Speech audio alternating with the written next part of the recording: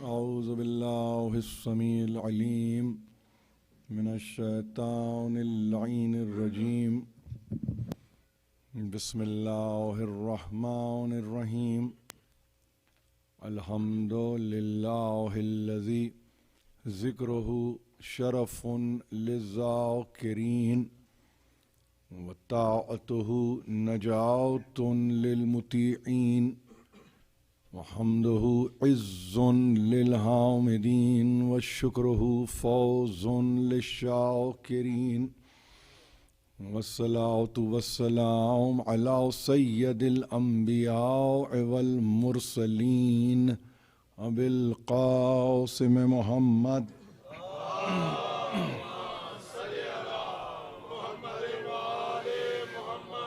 व अहले बैतिहि तय्यबीन अत्ताहिरीन अल मासूमीन अल मज़लूमीन अल्लज़ीना अज़हबल्लाहु अन्हुमुर रिज्सा व तहहरहुम तत्हीरा।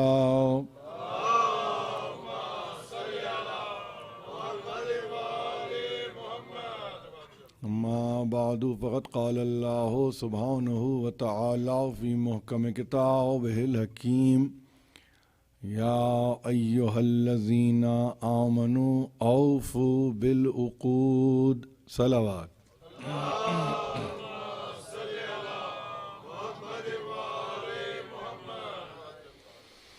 अज़ीज़ो 21 रमज़ानुल मुबारक का दिन तमाम हुआ चाहता है। आप यहाँ तशरीफ़ ला चुके हैं, मुसलसल आप सुन रहे हैं। मैं अपनी जानिब से शुक्रगुज़ार हूँ जनाब सज्जाद शाह साहब का कि उन्होंने एक ज़िम्मेदारी को निभाया और बड़े अहसन तरीक़े से निभाया। उन्होंने अपनी ज़बान में, जो हम सब की ज़बान है, इज़हार अक़ीदत उस बारगाह में पेश किया कि आज जहाँ अंबिया और औसिया ख़ुद अक़ीदतमंद हैं, ये मजालिस के सिलसिले की तो आखिरी मजलिस है, लेकिन इसके बाद यानी कल से इंशाअल्लाह 6 दिन की और आपको ज़हमत दी जाएगी, जिसमें हम मायदा को ही महवर बनाएंगे और वो ना तमाम मज़ामीन जो इसमें रह जाते हैं उसको तमाम करने की कोशिश करेंगे। जो भी और जिस हद तक भी और जिस कदर भी आप में हिम्मत है तो ज़हमत कीजिए। और मैं ये समझता हूँ कि बड़ी मेहनत की है इंतज़ामिया ने आज की मजलिस के ताल्लुक़ से, तो ख़ास तौर पर इनका एहतमाम रोज़ाना अपनी जगह, मगर आज तो ख़ासुल ख़ास एहतमाम है ज़िक्र के ताल्लुक़ से और फिर उसके बाद मातम के ताल्लुक़ से, जुलूस के ताल्लुक़ से एहतराम लाजिम है। इस चीज़ को भी पेश नज़र रखिए कि वो भी अमल जो आप इख्तियार करते हैं उस अमल की भी एक हैसियत है और उसको भी इबादत ही में गर्दाना जाता है। वो कोई ऐसा अमल नहीं है कि आप ये कहें कि वो इख्तियारी है या यूँ समझिए कि कोई सप्लीमेंट्री किस्म का कोई वो काम है, ऐसा नहीं है। वो तसलसल मजलिस है। अगर मजलिस का तसलसल है तो ये मालूम होना चाहिए कि यही इबादत है, और इबादत में तसलसल का तसव्वुर तो है, याद रखिए खलल का कोई तसव्वुर नहीं है। इसलिए इन चीज़ों को, ज़ाहिर है कि अब मैं इस काबिल तो नहीं हूँ, बच्चे आगे आ रहे हैं, नौहा पढ़ रहे हैं और बेहतरीन मातम हो रहा है, मैं देखता भी हूँ, मैं सुनता भी हूँ और ज़ाहिर है कि मैं इस पर ख़ुद गवाह भी हूँ। लेकिन उसके साथ साथ ये मौका रमज़ान तो अपनी जगह देता ही देता है, मगर रूह है रमज़ान जिसको आप कहते हैं, जिसकी ज़ात को आप कहते हैं, वो कोई और नहीं है सिवा सरकार रिसालत मआब के, सिवा अमीर अल मोमिनीन अली इब्न अबी तालिब अलैहिस्सलातु वस्सलाम के। अब इस रमज़ान में ये तो मालूम है आपको कि कुरान नाजिल हुआ, लेकिन आपको ये नहीं मालूम था कि मायदा पर गुफ्तगू होगी। लेकिन अब जब ये आपके इल्म में आ गया कि मायदा पर गुफ्तगू होगी, तो मायदा में 120 आयतें हैं। मैं किसी तरतीब के नतीजे में आज नहीं आया हूँ यहाँ पर, यह तकदीर है कि जो मुझे इस मंजिल पर ले आई कि मेरे सामने अब जब मैं कलाम इलाही को खोलता हूँ तो 66वीं आयत मेरे सामने आ जाती है। उसको आप आये बल्लिग कहते हैं। ये 66वीं आयत 67th वर्स है ये मायदा का की, और उसमें जाहिर है कि बड़े मबाहिस हैं। मैं नहीं मालूम क्यों एक नतीजे पे पहुंचता हूं और आगाज़ मजलिस ही में वो आपको नतीजा दे देता हूं, और वो नतीजा ये है कि इस आयत को किसी गैर से सुनकर, गौर से मेरी बात को सुन लीजिए, इस आयत को किसी गैर से सुनकर बहस को कायम करने का कोई फायदा ही नहीं है। आप समझ रहे हैं? पहले इस मौजू को हम जरा सा समझ लें। देखिए, इसलिए मैं कहता हूं कि इस आयत पर नहीं मालूम खा मखा जिसको कहते हैं ना, कि दो ऐसे रवैये मुझे नजर आते हैं कि जिसके लिए मैं हैरान हूं, बल्कि मैं दीदाए हैरान बना हुआ हूं। एक तो ये कि जहां गुफ्तगू ही नहीं की गई इस आयत के ताल्लुक से, यानी इसकी किसी तारीखी अहमियत पे कोई गुफ्तगू ही नहीं हुई है। अब आप कहें कि ये कहां से देख के पढ़ रहा हूं, तो तफहीमुल कुरान मेरे सामने खुली हुई है। दीगर तफासिर जो हैं, जिनमें उम्महातुत तफसीर भी हैं, बड़ी बड़ी तफासिर हैं, तो वहां पे देखता हूं तो वहां पे कैफियत ये होती है, सब बयान कर रहे हैं, हर चीज को बयान कर रहे हैं, हर शय को बयान कर रहे हैं, मगर जिस शय को बयान किया जाना चाहिए उसी को बयान नहीं कर रहे हैं। आप समझ रहे? ये दो रवैये मैं देख रहा हूं इस आयत के ताल्लुक से, दो, और ये मेरे पेश नजर इसलिए हैं कि मैंने बहुत सारी तफासिर को देख डाला है आपकी खातिर, दिल न चाहते हुए भी आपकी खातिर मैंने देखा कि कहीं से शायद कोई उम्मीद की कोई शमा तो जले, ताकि मैं कम से कम ये कह सकूं कि खुशाहाल तेरा भी कि तूने मेरे मौला का तस्करा किया। मगर वहां एक अजीब कसम पुरसी का आलम है, वहां पे एक अजीब कैफियत है कि नाम ही नहीं लेना है। तो मैंने भी सोचा कि अगर उनको नाम नहीं लेना है तो मुझे उनका नाम लेने की यहां क्या जरूरत है? आप समझो? जब आपको नाम नहीं लेना है तो मुझे आपका नाम लेने की क्या जरूरत है? मुझे क्या सवाब मिलता है कि मैं आपका नाम लूं? लिहाजा मैंने कहा नहीं, एक बात जो शुरू में समझ लीजिए तकरीर के, वो ये कि जिस लफ्ज को उन्वान बना के मबाहिस को कायम किया जाता है वो है बल्लिग। हुरूफ क्या है? 3 हुरूफ हैं, बे, लाम, गैन। अब इत्तेफाक यह है कि यही रूट वर्ड भी है, इत्तेफाक यही है कि यही मादा भी है। तो इसका मतलब यह है कि जहां मादा वही हो कि जिसके लिए यह कहा जाए कि भाई रूट वर्ड यहीं से निकलेगा, मानी भी यहीं से निकलेंगे, तो हमेशा याद रखिए बल्लिग, इबलाग, बुलूग, बालिग, ये सारा फैमिली एक ही यानी रूट वर्ड की है, एक ही मादे की है, लेकिन सब में एक चीज कॉमन है, उमूमी है, उसको जहन में रखिए। और यहां इस आयत के ताल्लुक से तो आपके जहन में बात आ ही रही होगी, एक बात को बस जहन में रखिए, क्या है? यानी अब इसके मानी समझ लीजिए, मकसद का उसके हद तक पहुंचना। आप ये मानी याद रखेंगे आप, मकसद का उसकी इंतहा तक पहुंचना, मकसद का उसके आखिर तक पहुंचना।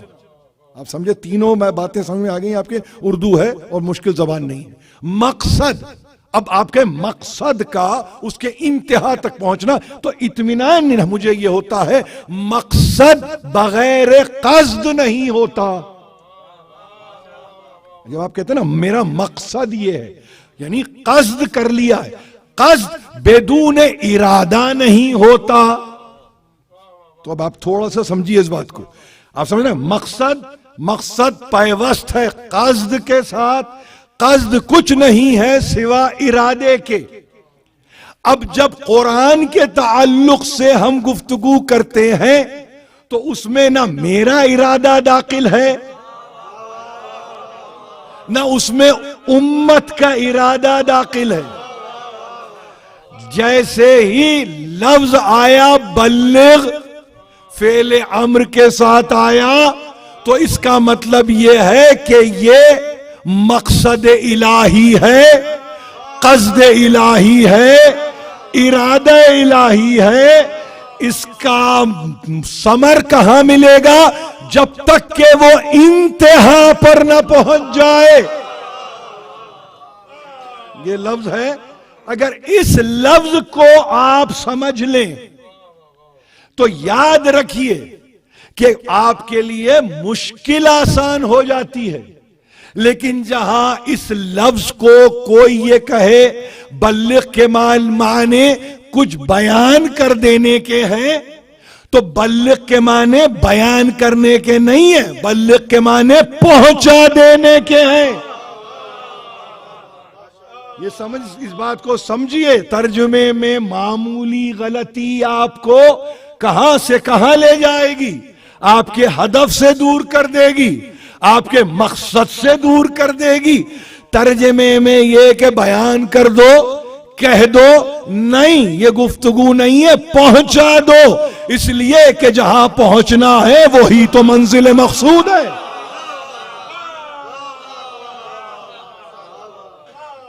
जहां पहुंचना है वही तो मंजिल मकसूद है। अब अगर कोई नहीं पहुंचना चाहता तो उसके लिए आयत से पहले इंतहा में पहुंचा देता हूं, इन्नल्लाह ला यहदिल कौमल काफिरीन। बेशक अल्लाह, हिदायत का लफ्ज तो आपके सामने रखा है, तर्जुमा सुनेंगे क्या है? बेशक अल्लाह इनकार करने वालों को मंजिल मकसूद तक नहीं पहुंचाता।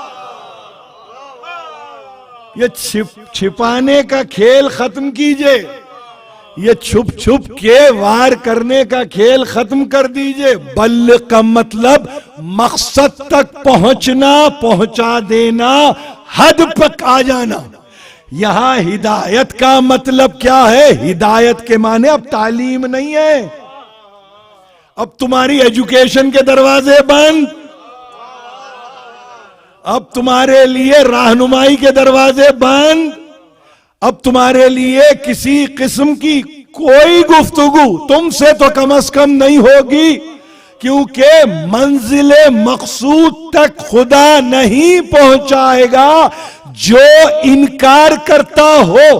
किसका? जो पहले कह दिया गया उसका।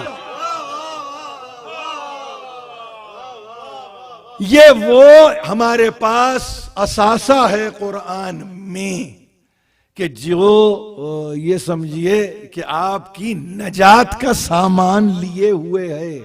इस आयत में नजात का सामान, इस एक आयत में 6,500 से ज्यादा आयतें एक तरफ। ये आयत ऐसी आयत है कि जिसके बाद अब कुछ नहीं है, यही कुछ सब कुछ है, यही सब कुछ है। इसीलिए हमेशा याद रखिए, कुरान को पढ़ते हुए जाहिर लफ्ज तर्जुमा सही है, मुनासिब तफसीर भी सही है, मगर जब आप मासूम से समझने की कोशिश करते हैं तो याद रखिए कि ये मासूम है कि जो अपने कलाम से, वो कलाम जो कलाम मासूम है, याद रखिए कुरान मासूम है और इमाम मासूम है। वो मासूम एक मासूम दूसरे मासूम को जानता है। क्यों? इसलिए कि इस्मत दोनों तरफ है। लेकिन एक पल्ले में इस्मत रहे और एक में नजासत ही नजासत रहे तो वो स्केल कैलिब्रेट ही नहीं होता है। आप समझ रहे हैं? स्केल की कैलिब्रेशन जरूरी है तोलने के लिए। तो आपको मालूम होना चाहिए इसमें भी एक मसावात है। आप समझ रहे? मसावात है। कुरान के लिए अगर आपसे कोई पूछे मसावात कुरान क्या है, तो एक बात कहिए कि हम कुरान की मसावात को इस तरह कायम करते हैं कि अल्लाह का कलाम इधर है, मासूम का कलाम इधर है।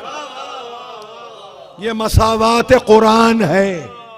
अब अगर कोई इसको खातिर में नहीं ला रहा है तो इसका मतलब ये वो कुरान से मसावात नहीं कर रहा है। अब आपसे मैं गुजारिश करता हूं, जरा सुनिए आयत क्या है। बच्चे बच्चे को आयत याद है।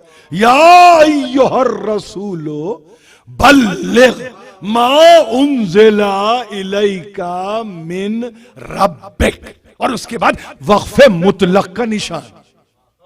वक्फे मुतलक। किसी वक्त जिंदगी ने मोहलत दी तो ये रुमूज है औकाफ कुरान पे भी गुफ्तगू करूंगा कि बताऊंगा कि ये है क्या। ये ऐसे नहीं है। मैंने किसी वक्त कहा है कि हज्जाज इब्ने यूसुफ सकफी ने नहीं लगाया है। आप समझ रहे हैं? ये भी एक अजीब एक रिवायत है मुसलमानों में, जिसका जो जैसा लगता है कि बस आने की देर थी। हर आदमी कुरान में अपना हिस्सा डाल रहा है कि ये क्या करेंगे, वो बिस्मिल्लाह लगा देंगे, वो क्या कहेंगे कि उन्होंने कहा कि वो फला निशान लगा देंगे, वो क्या करेंगे उन्होंने कहा कि वो पारे बना देंगे, वो क्या करेंगे उन्होंने कहा वो सूरों के नाम रख देंगे। ये कुरान है, ये कुरान है। तो इसीलिए हमारे पास ये गुफ्तगू का मौजू नहीं है। मगर या अय्युहर रसूलो बल्लिग मा उन्ज़िला इलैका मिन रब्बिक। देखिए ये इतना याद है। फ़इन लम तफ़अल फ़मा बल्लग़्ता रिसालतहु। फिर वक़फ़े मुतलक। इन्नल्लाह यासिमुका मिनन नास। फिर वक़फ़े मुतलक। और फिर क्या है? इन्नल्लाह ला यहदिल कौमल काफिरीन। समझ रहे ना आप? क्या हुआ? आप एक आयत है 4 हिस्सों में बढ़ गई। यानी क्यों बांटा इसको? इसलिए बांटा कि जल्दी में समझोगे ना तो समझ में नहीं आएगा। या अय्युहर रसूल पढ़ते हैं ना, या अय्युहर रसूलो बल्लिग मा उन्ज़िला इलैका मिन रब्बिक व इन लम तफ़अल फमा बल्लग़्ता रिसालतहु वल्लाहु यासिमुका मिनन नास इन्नल्लाह ला यहदिल कौमल काफिरीन। पढ़ दिया आपने एक सांस में। जरूर पढ़िए सांस में, एक ही सांस में पढ़ो। मगर ये तो देखो कि उसमें आपके पास रुकने के मकाम कितने हैं। वो इसलिए रोका जाता है जैसे कि काफिले को रोक रोक के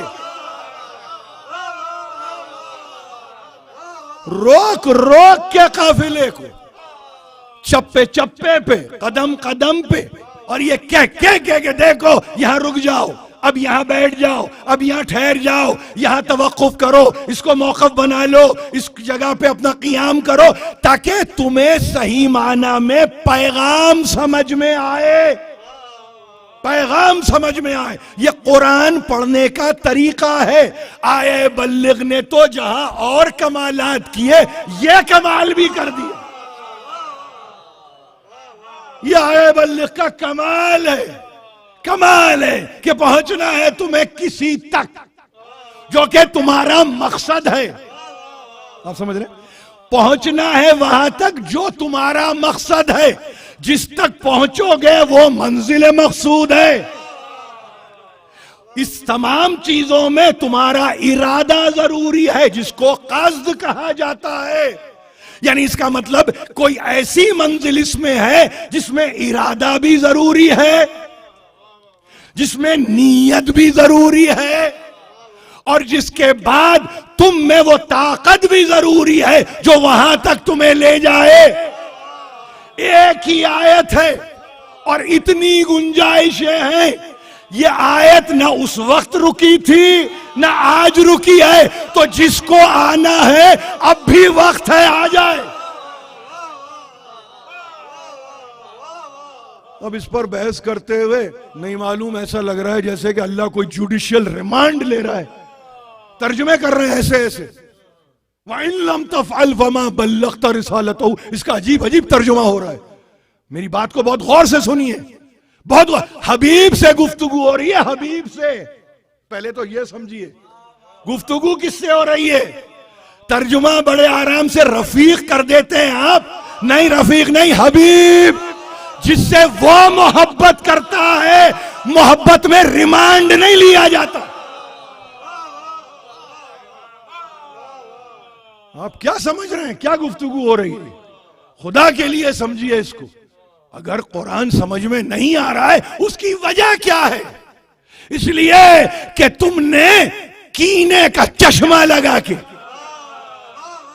हसद को दिल में जगह दे के, बुग़्ज़ को दिमाग में बिठा के जब तुम आयत पढ़ते हो ना, तो तुम्हारी समझ में नहीं आता है।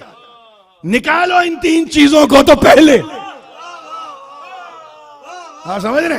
कीने को अलग करो, बुग़्ज़ को अलग करो, हसद को अलग करो, फिर अली की फजीलत देखो कि कहां तक अली की फजीलत।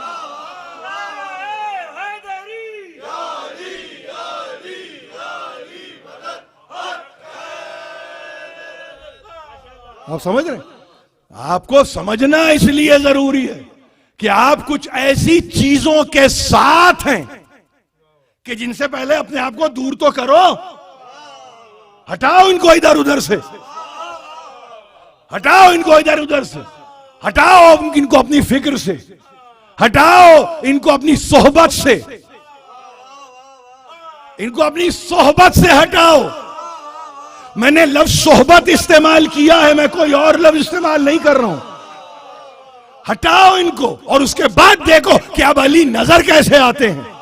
तो खुदा की कसम, अभी नस्र बजंती, नाम याद रखिए, सहाबी हैं, और खास तौर पे इमाम हश्तुम के ताल्लुक से देखिए, मफाती खोलिए। मैंने इसीलिए कहा है कि आप गदीर समझना चाहते हैं, आप बल्लिग समझना चाहते हैं, आप औलाइयत और मौलाइयत को समझना चाहते हैं, समझिए, जरूर समझिए, मगर उससे तो समझो कि जो इस साहिब इस्मत है, इसलिए कि मजमून इस्मत का मजमून है। आप समझ रहे? ये समझ में नहीं आएगा किसी ऐसे वैसे के, ये किसी ऐरे गैरे की समझ में नहीं आएगा। तो अब याद रखिए, फरमाया, याद रखिए, इमाम रज़ा अलैहिस्सलातु वस्सलाम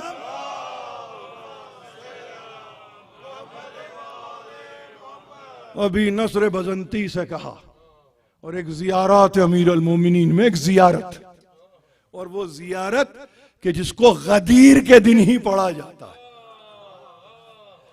तो अगर गदीर के दिन पढ़ी जाने वाली जियारत पे नजर डाल लें आप, और ये देखें कि अभी नस्र बजंती को क्या कहा। कहा सुनो, अब मैं बताता हूं।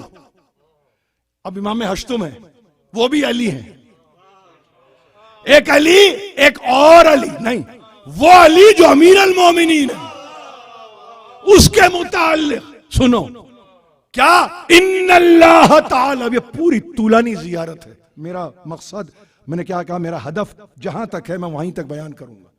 इन्नल्लाह ताला ले नबी, यही याद रखिए एक एक जुमले को, इसलिए कि मेरे पास वक्त नहीं है और मैं खास अपने वक्त का पाबंद हूं। जिस हद तक भी मुझसे खिदमत ली जाएगी मैं जिम्मेदार हूं उसका। फरमाते हैं, बेशक अल्लाह जल्ले जलालहू अज़म शानहू, क्या किया उसने अपने नबी के लिए, क्या किया उसने, ले नबी, यही उसके अपने नबी के लिए, फी का दावत हो। अब ये जियारत है, जैसे आप पढ़ते हैं ना, अस्सलामु अलैका, आप पर हमारा सलाम। तो वहां जब आप जियारत में आगे जाते हैं तो ऐसा लगता है कि आप हैं कि बताए चले जा रहे हैं, मौला आपने ये किया, मौला आपने ये किया, मौला आपने ये किया। यानी ये गवाही आपकी तरफ से है, मगर सनद मासूम की है, क्योंकि उनकी जबान से सबसे पहले निकला है। उस जबान में आपको शामिल कर रहा है मासूम कि अब तुम पढ़ो। ये जियारत का तरीका है आपके पास। जियारत डिसएंगेज्ड नहीं है, आप समझ रहे? जियारत एंगेजमेंट की टर्म्स को कहते हैं। जियारत को हमेशा याद रखिए। जो जियारत आप बादे मजलिस भी पढ़ते हैं ना, अस्सलाम अलैका या अबा अब्दुल्लाह, वो एंगेजमेंट की टर्म्स हैं। यानी आप हैं, आप और मासूम हैं। तो अब वहां इन्नल्लाह तबारक व तआला लिनबिय्यिही फीका दावतहू, अल्लाह ताला ने अपने नबी की उस दुआ को कबूल कर लिया जो कि आपके हक में है। अब देखिए, बहुत गौर सुनिए, इसका बैकग्राउंड समझो। कुरान इसीलिए तो समझ में नहीं आता कि बैकग्राउंड ही नहीं पता है। हुआ क्या, ये आयत आई कैसे, ये बल्लिग का लफ्ज आया कहां से, आप समझ रहे हैं? अल्लाह ने उस दुआ को अपने नबी, उस दुआ को कोई खास दुआ को अपने नबी की आपके हक में मकबूल किया। नहीं, इस्तेजाब का लफ्ज भी कहीं कहीं आया है। इन्नल्लाह ताला इस्तेजाबा ले नबी यही फीका दावतहू, मुस्तजाब किया किसी ऐसी दुआ को जो आपने उससे की थी। पहले तो समझिए, इसको समझिए, फिर उसके बाद सुम्मा अमरोहू बेइज़हारे मा औला का ले उम्मते ही, उसके बाद हुक्म दिया। पहले दुआ कबूल कर ली, कोई खास दुआ मेरे नबी ने मांगी थी, बहुत गौर से सुनो, कोई खास दुआ मेरे नबी ने मांगी थी। दुआओं को डिस्क्लोज नहीं किया जाता, और जबकि ऐसी दुआ कि जिसके लिए अल्लाह कह रहा है, उसने कहा, उसने कबूल कर लिया। इमाम हश्तुम कह रहे हैं दुआ कबूल हुई, आपके हक में हुई। अमीर अल मोमिनीन अली इब्न अबी तालिब, आपके हक में दुआ कबूल हो गई। सुम्मा अमरहू, उसके बाद उसने हुक्म दिया। किसको? नबी को। किस चीज का इजहार? लफ्ज लिखा है बेइजहार। मा औला का ले उम्मते ही, के इजहार करो किस चीज का? कि तुम्हारी उम्मत के मुकाबले पे इसकी बड़ाई क्या है। आप समझ रहे हैं? यानी इजहार करो, हुक्म ये आया कि अब तुम इजहार करो। किस चीज का इजहार करो? इसके औला होने का। अभी मैं मौला का लफ्ज नहीं है, ये मौला का तो लफ्ज नहीं है, क्योंकि वो डेफिनेट है, डेफिनेट है। पहले तो ये अपनी उम्मत है ना, तुम्हारी जो उम्मत है, इस उम्मत को सामने रख के इसकी बड़ाई को बयान करो। इस उम्मत को सामने रखो, इसकी बड़ाई को बयान करो। अब अगर आप तक ये बात पहुंच गई क्या उसकी बड़ाई को बयान करो, तो एक मर्तबा कहा एलान ले शानिक व एलानन ले बुरहानिक। सुनो, अलल एलान, इसकी शान को बयान कर दो। और उसके बाद का जुमला याद रखिए, एलानन ले बुरहानिक, और उसके नतीजे में दलील और बुरहान दे दो। ये 3 स्टेप समझ में आ गए? ये 3 स्टेप समझ में आ गए? कोई दुआ थी जो कबूल हुई थी, ओकेजन को समझो। कोई दुआ थी जो कबूल हुई, किसके हक में? अमीर अल मोमिनीन के हक में। दूसरी मंजिल, हुक्म उसके बाद आ गया, और हुक्म ही आया कि देखो तुम्हारा काम अब यह है कि तुम इजहार कर दो और इसकी औलाइयत को जतलाओ, उम्मत को सामने रखकर इसकी औलाइयत को जतलाओ। उसके बाद कहा वो किस पर मबनी हो, जिसमें इसकी शान नुमाया हो, और शान फकत आया ना हो, दलील और बुरहान के साथ आया हो। ये मुश्किल मजमून नहीं है, ये साहिबाने जो विलायत बैठे हैं ना, उनसे गुफ्तगू कर रहा हूं। उसके बाद जब ये कह दिया उसने, तो कहा देखो क्या होगा इसके नतीजे में, दाहिज़न लिल अबातिल वक़ातिअन लिल माज़िर। इसके बाद बातिल हट जाएगा, उज़्र खत्म होके रह जाएगा।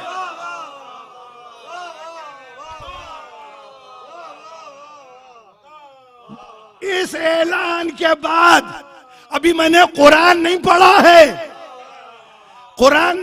मासूम जो कह रहे हैं कि ये कहो, जियारत में ये कहो, तो गुफ्तगू अब हम कर रहे हैं, इसलिए कि मासूम ने हमें इख्तियार दे दिया। हर दौर में हम करेंगे, मासूम कर चुका, ये इख्तियार हमें मिला हुआ है। किसी को समझ में नहीं आता उसको अपनी ठोकर पे रखो। दाहिज़न लिल अबातिल वक़ातिअन लिल माज़िर। ऐसा ऐलान, ऐसी शान का ऐलान, ऐसे दलाइल बराहीन के साथ ऐलान कि जिसके बाद बातिल हट जाए। हटे, बातिल हटेगा तो हक को रास्ता मिलेगा ना।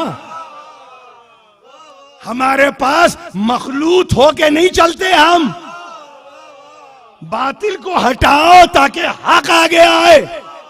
वहां इंतजाम खुदा का है कि हटाओ, बातिल को हटाओ। और फिर बातिल नहीं है, अबातिल। ये भी तो अजीब बात है भाई, जमा है, ये प्लूरल है।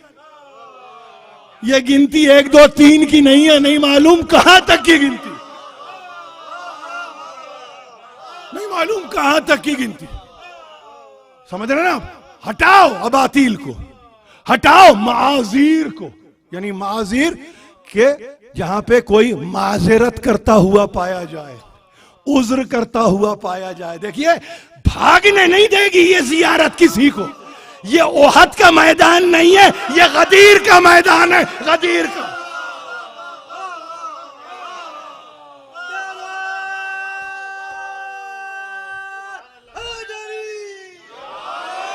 ये एजाज रसूल है। ओहद में भी वही रसूल, गदीर में भी वही रसूल। वहां भागने की गुंजाइश दी थी, यहां अब कोई गुंजाइश नहीं दी जाएगी। कितनों को सुना, जितने बैठे हैं, और जारी यही तकरीर, नहीं मालूम कहा बताइए मुझे गदीर से भागा कौन था? कोई नहीं, मौका ही नहीं दिया।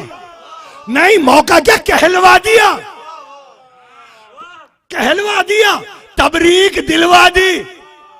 भागती हुई कुव्वतें जो कल तक की थी, आज इनको इतना काबू में किया।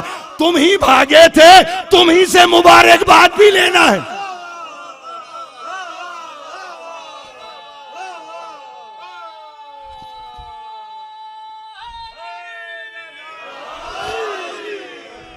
आप समझे?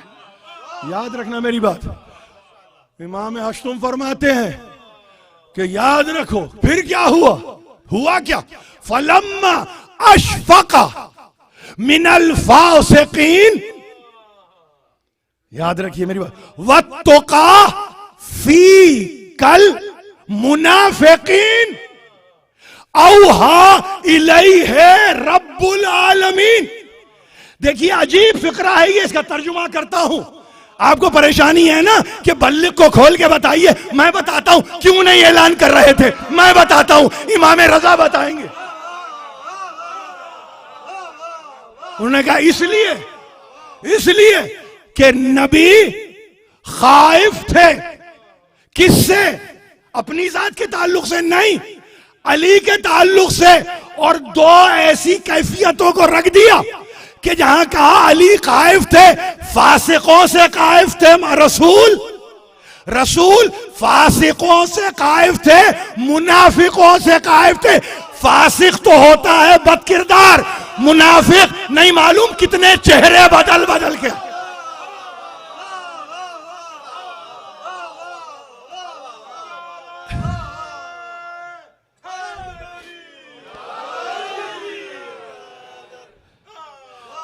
खाइफ थे अली के ताल्लुक से। क्या खौफ होता है किसी को? यही ना कि मार डालेंगे, यही खौफ होता है ना, मार डालेंगे अली को मार डालेंगे। तो अब देखिए वहां अमर आ चुका है, आप समझ रहे हैं, ऐलान करने के लिए हुक्म आ चुका है, शान बताने के लिए हुक्म आ चुका है, सब कुछ हो चुका है और यह भी बता दिया अब बातिल नहीं रहेगा, अब इसके बाद माजरतें नहीं कबूल की जाएंगी। तो क्या है वहां कहना पड़ा, इमाम रजा ने कहा सुनो, जिनके दिलों में दगदगा रहता है ना कि रोक रहे थे, क्यों नहीं कह रहे थे, उनमें गैर नहीं अपने भी परेशान थे। कहा अली के ताल्लुक से ये फासिकीन है अतराफ में। एक मरतबा आवाज़ बुलंद सलावत।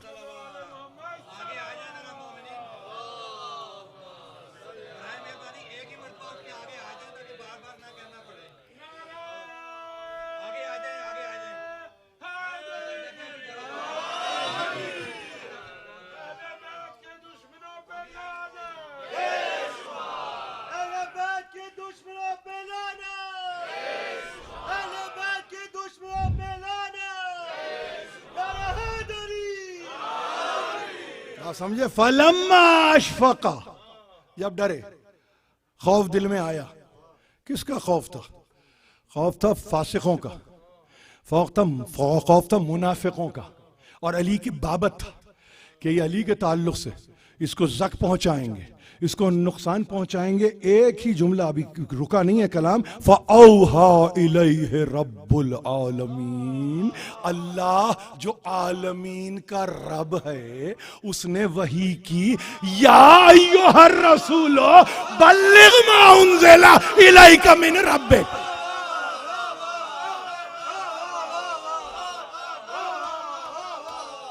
समझे आप? ये कंटिन्यूटी समझ रहे हैं? इसीलिए कुरान को बयान के साथ समझो, जो बयान मासूम का है ना उससे समझो, वरना ना तुम्हारे समझ में तोए आएगा ना कोई जीम आएगा, जे तो समझ में आने ही वाला नहीं। ये जो रोक रोक के तुमको बताया जा रहा है, पहले इससे पहले की तो कथा सुनो कि हुआ क्या था। तो जब ये हुक्म आया, या अय्युहर रसूल बल्लिग मा उन्ज़िला इलैका मिन रब्बिक फ़इन लम तफ़अल फ़मा बल्लग़्ता रिसालतहु वल्लाहु यासिमुका मिनन नास इन्नल्लाहा ला यहदिल कौमल काफ़िरीन। तो इमाम रिज़ा फरमाते हैं, ववज़ा अला नफ्सिही औज़ार मसीरा, आपने ताब लिया, तकलीफ उठाई।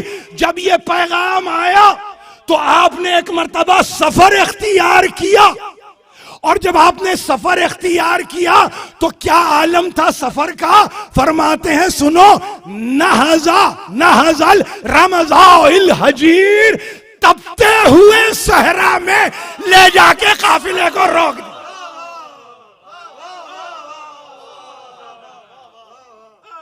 तपता हुआ सहरा, उसमें रोका और उसके बाद कहा कि सुनो, ये हुक्म आ चुका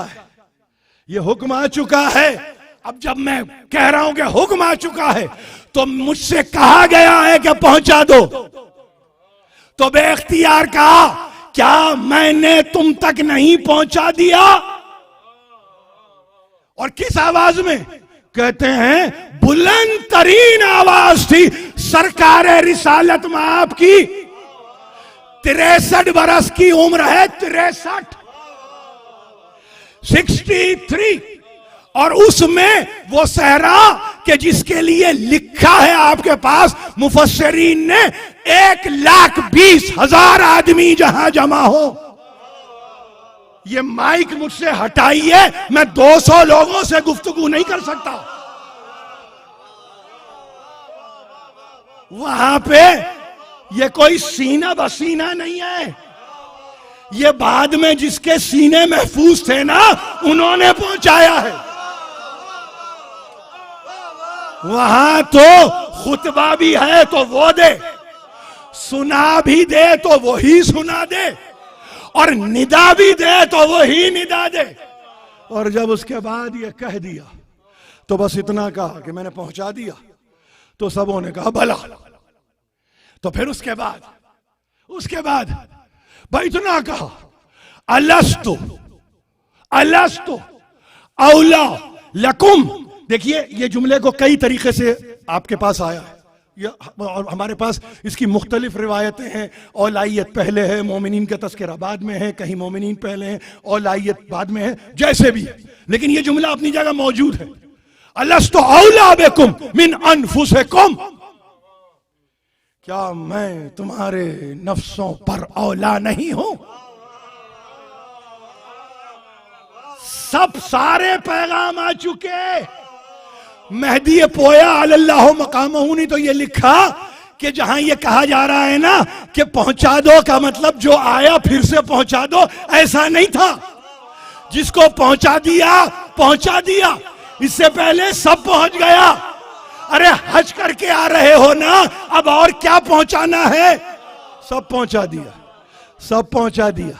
अब तो कोई ऐसी चीज पहुंचाएंगे जो इससे पहले कभी नहीं पहुंचाई। तो बाबा इतना कि तुम्हारे नफ्सों पर क्या मैं औला नहीं हूं? कालू बला, सबों ने कहा हाँ। तो कुछ नहीं कहा, अल्लाहुम्मा शहद, परवरदिगार तू गवाह रहना। एविडेंस कहां से ले ली? परवरदिगार तू गवाह रहना कि ये कहते मैंने सब पहुंचा दिया, लेकिन ये सवाल बता रहा है कि इसके बाद कोई आखिरी चीज है जिसको पहुंचाना है।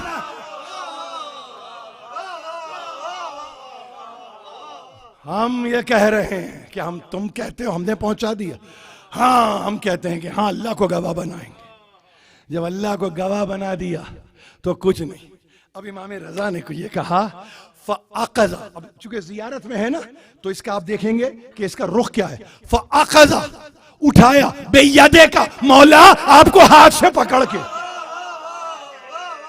फ़अक़ज़ा बेयदे का वक़ाला मन कुन्तो मौला हो फ़हाज़ा अलीयुन मौला अल्लाहुम्मा वाल मन वाला हो, आद मन आदा हो, वंसुर मन नसर हो, वग़ज़ल मन ख़ज़ल हो।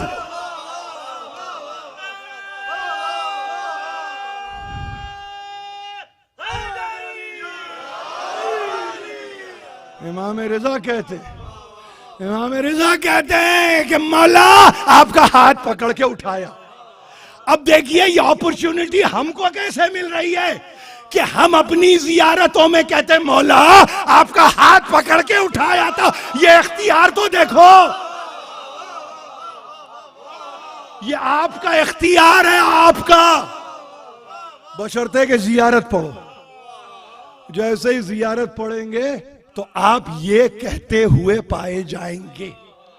अब आप समझे, वह अक़ज़ा बेयदे का, आपको उठाया आपका बाजू थाम कर।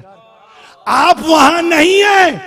देखिए कयामत तक कोई अब वहां नहीं होगा, मगर ये जुमला आपको बार बार वहां ले जाएगा। तो अब 1,20,000 के मजमे को नहीं देखना है, अब तो कयामत तक के लिए जो ये जियारत पड़ेगा उसको देखो। और कोई तुम्हारे पास है अगर मल्टीप्लायर तो बांधो, है ना बड़े आपके पास मल्टीप्लिकेशन टेबल्स भी हैं, मल्टीप्लायर्स भी हैं, और जाहिर है कि मल्टीपल कुव्वतें भी हैं, नहीं मालूम क्या क्या है। तो जरा बताओ तो सही कि अगर ये जियारत गदीर में पढ़ी जाने वाली जियारत है तो कितनी दफा गदीर आई है बाद अमीर? और जब जब ये गदीर आई तो गदीर देखिए कोहना नहीं होती, आसान लफ्ज इस्तेमाल करो, गदीर बासी नहीं होती, ताजा ब ताजा गदीर और ताजा ब ताजा अमीर। अब आप हैं और गदीर है, कितनों को कहोगे, कहां तक कहोगे? इसीलिए किसी ने कहा 1,20,000, वो असल में उस जमाने में इसलिए कहते थे कि जब इन्फिनिटी का कोई नंबर होता था तो उसको इसी तरह से बयान करते थे। मैंने किसी से कहा, किसी वक्त किसी ने कहा, तो मैंने कहा कि भाई बात यह है कि तुम ये तो तय कर रहे हो ना कि इन्फिनिटी का कोई नंबर था, इन्फिनिटी को तो तय करते हो, तो यही तो मौजज़ा है, नहीं यही तो करामत गदीर है कि तुम्हें दिखाता 1,20,000 है और नहीं मालूम कितनों से कहलवा रहा है। वहां पे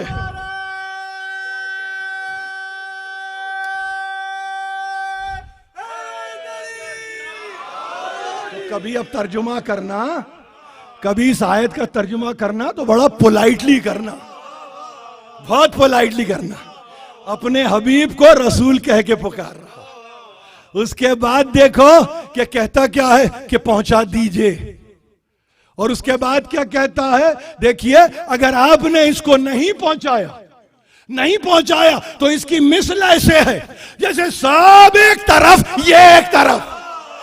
जो अल्लाह अहकाम का देने वाला है, सारे अहकाम को एक तरफ करके इस हुक्म को बाकी रखता है, तो मैं गलत नहीं हूं विलायत को फरीजा कहने के लिए।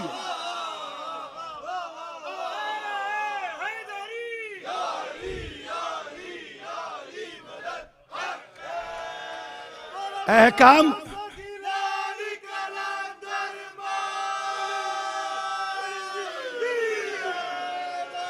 आप समझे, अहकाम की नफी नहीं है, अहकाम को मिन्हा नहीं कर रहा है। एक तरफ रख दो हबीब, एक तरफ रख दो, जो दिया आपने बरहक दिया, मगर अब ये डिलीवर करो जो किसी ने कभी डिलीवर नहीं किया। 1,24,000 अंबिया, किसी ने अली को डिलीवर नहीं किया, सबों ने पैगाम इलाही को डिलीवर किया। रसूल ने पैगाम इलाही जमा अली डिलीवर कर दिया। तो ये इफ्तिखार नबी है, ये इफ्तिखार नबी है, और ऐसा डिलीवर किया कि अब उसके बाद ये मन कुंतु मौला हो फहाजा अलीउन मौला, रुकना नहीं, इसके बाद हाथ उठाना दुआ के लिए, अल्लाहुम्मा परवरदिगार वाल मन वाला हो, दोस्त रख उसको जो इसको दोस्त रखे, दुश्मन रख उसको जो इसको दुश्मन रखे, मदद कर उसकी जो इसकी मदद करे। और सुन, अगर कोई रुसवाई इसकी देखना चाहता है तो उसको इस दुनिया में भी उस दुनिया में रुसवा करके रख।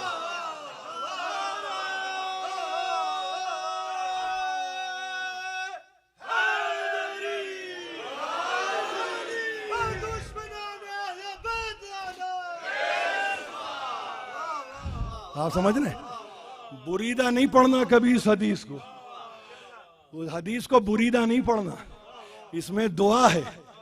यही तो दुआ, पहली दुआ है जो इमाम रजा ने कहा। कोई दुआ थी जो कबूल हुई थी, कोई दुआ थी जो कबूल हुई थी, तो वो दुआ अल्लाह ने नबी की जबान पे जारी कर दी। यही तो कह के चले होंगे ना अली के बाब में, परवरदिगार अल्लाहुम्मा वाल मन वाला हो, आप समझे, वह आद मन आदा हो, वंसुर मन नसर हो, वगजुल मन खजल हो। ये कहा होगा बहुत पहले, दुआ हो गई कबूल। कहा सुनो, इस दुआ के सरनामे में कहो मन कुन तो मौला हो फहाजा अलीयुन मौला।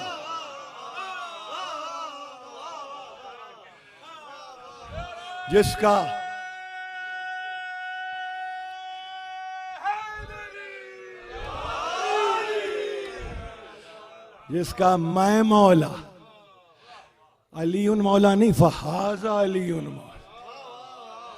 अली तो आते रहेंगे, बहुत सारे अली आते हैं, यहां तखसीस है, तखसीस ये अली, जैसे जालिकल किताब है ना, ला रैब फी, वैसे ही ये अली, हाज़ा अली मौला, जिसका बाजू मैंने थामा है ना, वो अली मौला है वो।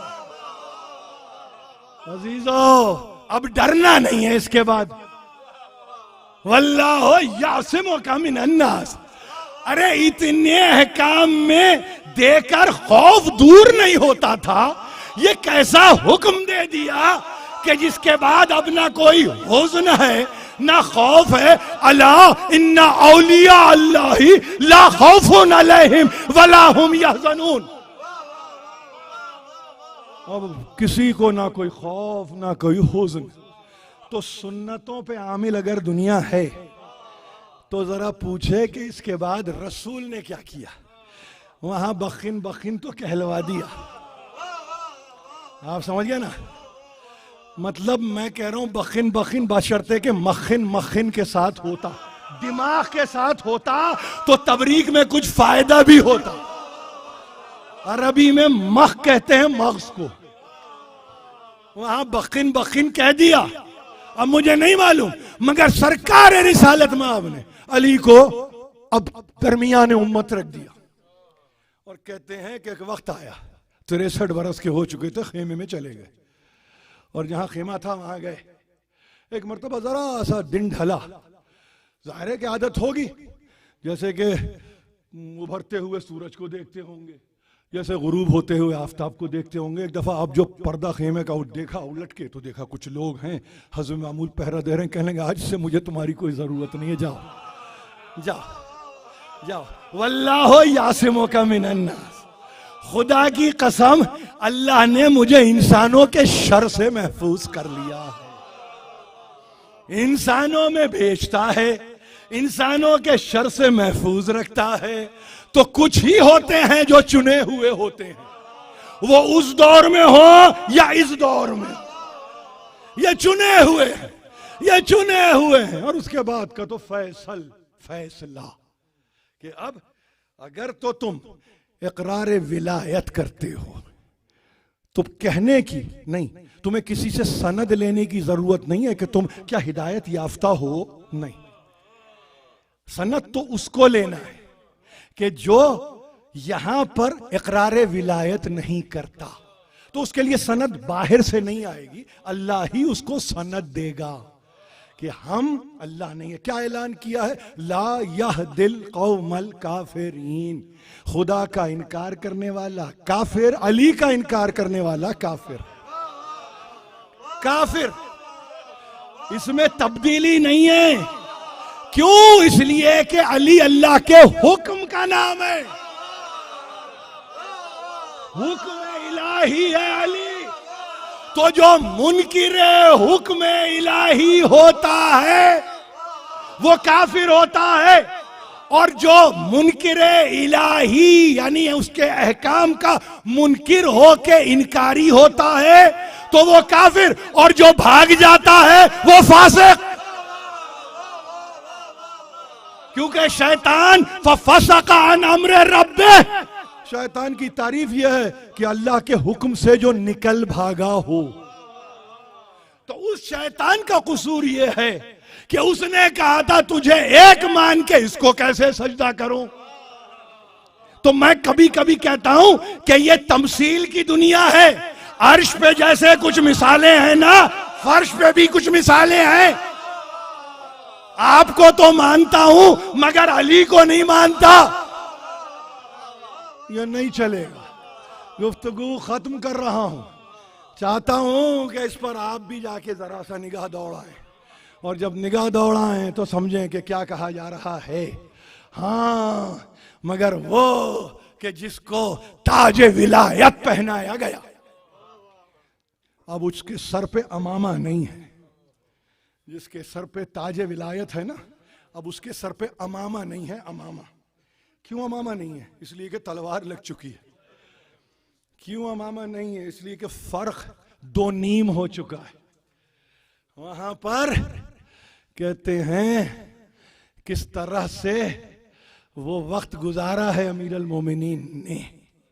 उठते बैठते तो घर तक आए, उसके बाद फिर उठ न सके, बच्चों ने अगर थाम के उठाया है बिठाया है तो फबेहा, वगरना अब फातेह कैबर में कोई कुव्वत नहीं है जाहिरी, फातेह बद्र हुनैन में कोई जाहिरी कुव्वत नहीं है।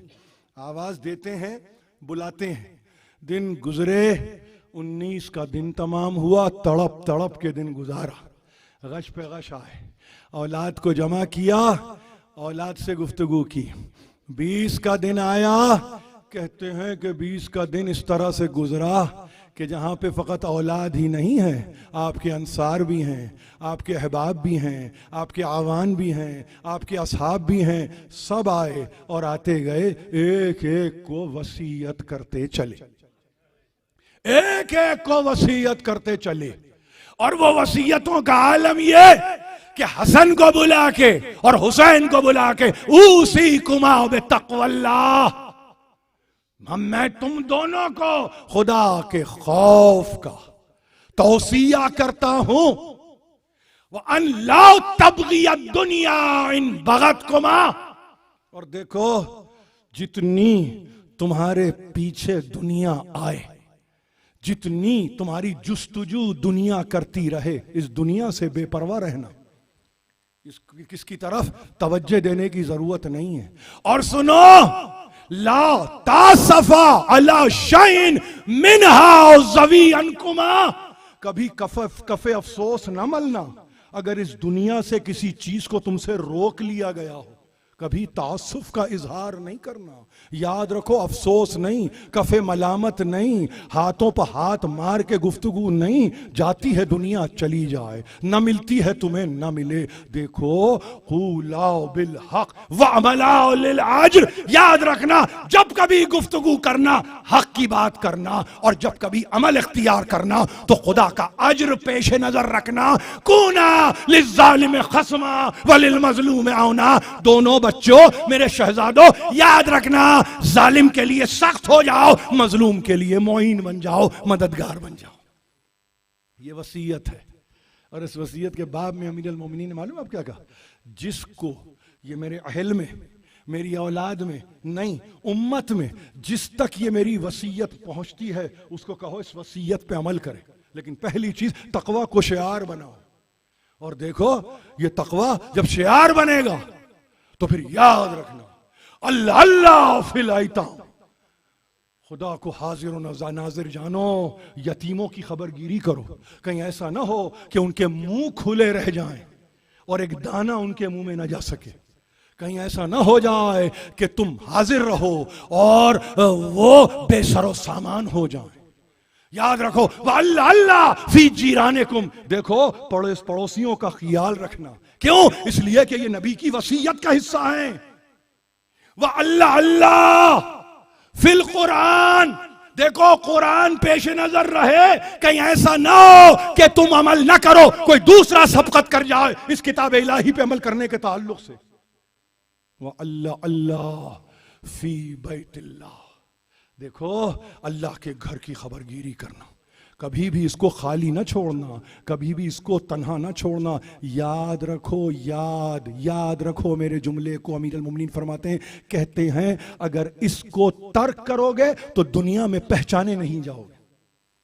ये खुदा के घर के ताल्लुक से, व अल्लाह अल्लाह फिल जिहाद बिअम्वालिकुम व अनफुसिकुम व अलसिनतिकुम।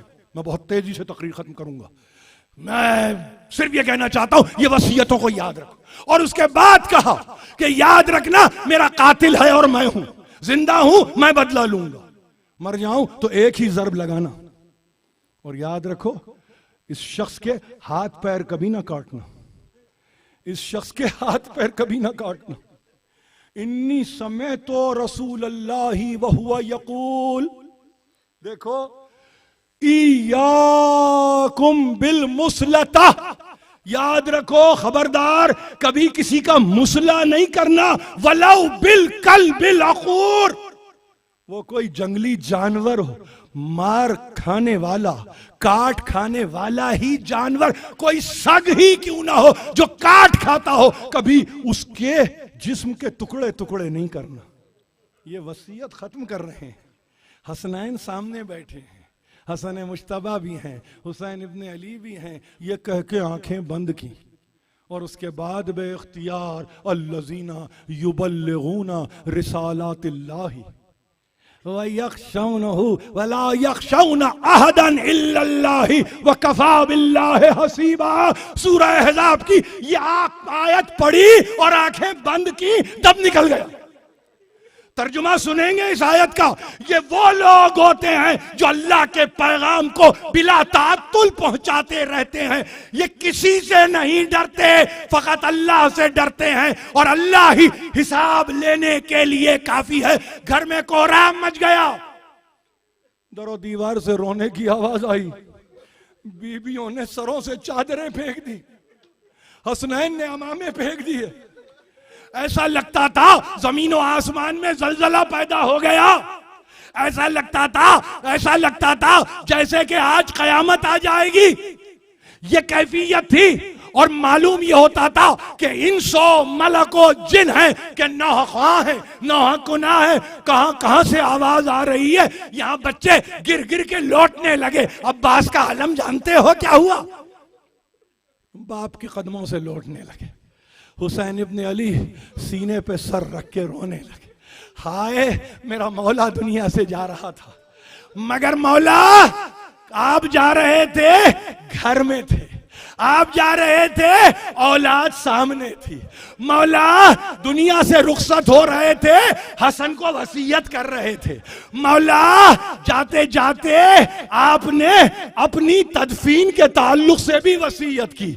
आपने मदीने में दफन होना नहीं चाहा, कूफे में दफन होना नहीं चाहा, नजफ को आपने पसंद कर लिया। मौला आपने अपने बच्चों से गुफ्तगू की, वहां तजहीज हो, तकफीन हो, तदफीन हुई। कुछ ही लोग थे मगर गए। मगर मेरे मौला आप मुझे ये बताइए, ये क्या बात थी कि आपने कहा मेरे कातिल का मुसला नहीं करना, मेरे कातिल के बदन के टुकड़े टुकड़े नहीं करना। मौला करबला का मैदान खुला हुआ है, मौला हुसैन का लाशा पड़ा हुआ है, मौला 10 अदद सवार हैं जो कि घोड़ों को तैयार कर रहे हैं कि लाशे हुसैन को रौंद दिया जाए। मगर मौला वहां एक बीबी है जिसका नाम फातिमा ज़हरा है, कहती है मेरे बच्चे का कुछ